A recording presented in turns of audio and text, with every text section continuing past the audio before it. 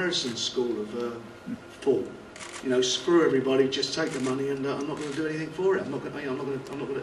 Of course, he's fighting. That's a tough thing, but it's like I'm not going to, you know, do the things to help make the promotion a success. And if it is a success, the promotion, then it's a success for him. It's puzzling. What's the score with the weigh-in, Frank? The weigh-in will be at 7 o'clock tomorrow. Agreed. It's agreed by me.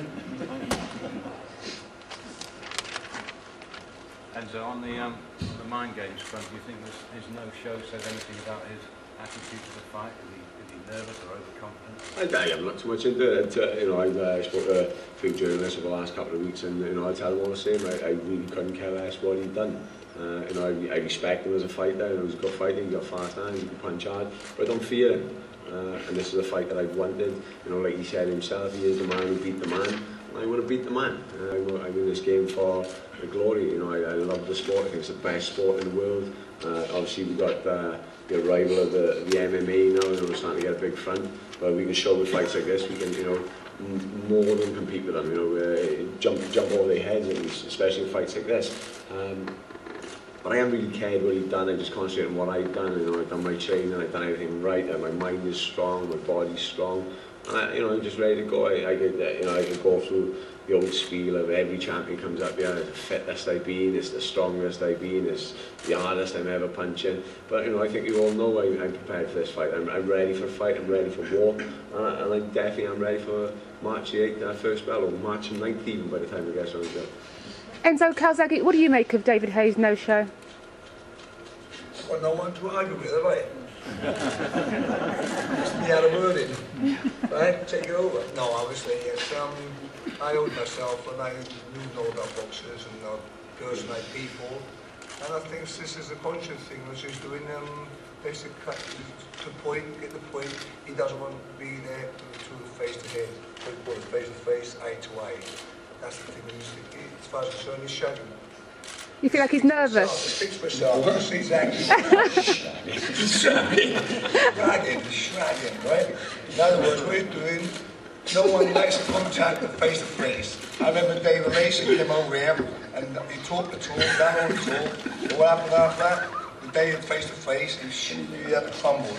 And I think that's what's happening. You think David's nervous? Nervous is the word. He's frightened, petrified.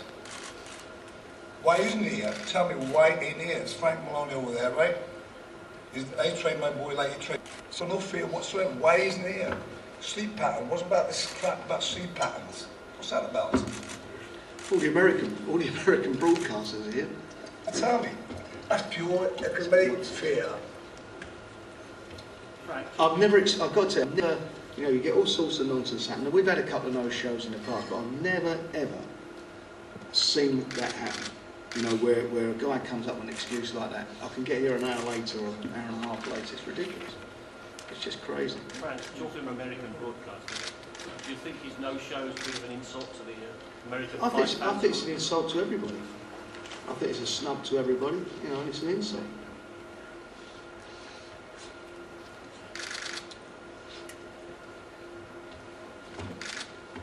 Kevin, it's been a long time coming this. Obviously, Carl couldn't make your last date. How ready are you? Yeah, no, I'm in good shape. I've trained over Christmas for the fight, but I think it was a blessing in disguise really. I've got the warm-up fight in between it. I'm in good shape, strong, solid, mature now, major 23. I'm just getting there now, do you know what I mean? So I'm ready to rock and roll. Why is a blessing in disguise, you say? Well, because I was at the gym, I was at the ring for I think a long time before that. So within 6 months it worked out. So now that little 3 rounds just give me a little bit of ring rust to brush off, didn't it? So yeah. Carl, how much is your experience going to count in this fight? I think I just can't wait to fight. That's how I am. He's coming from there, but he's still very strong. Frank, presumably you think Carl's... Yeah, I think Carl's, you know, he's been in the trenches, he's a fighter, but he hasn't yet really tasted a real war. And you know, I'm very confident Carl wins the fight. But if Kevin does win the fight, I'll take my hat off him because it proves that he's a good fighter. He's beaten someone of recognition. Bring it out. Yeah. it's a cracking little fight. I mean, he got two fights in here. You know, both these fights are going to be real barnstormers. There's no doubt about that. And young, you know, he's been in a little bit of a shadow, according to everybody or some people of Amir Khan. But he's not a man. He fights at a totally different weight. He's undefeated, and he's one of the best talents out there, one of the best prospects around. And this is a test for him. And you know, I think whatever happens, it'll be a fight that he learns from, and I think he'll come through it.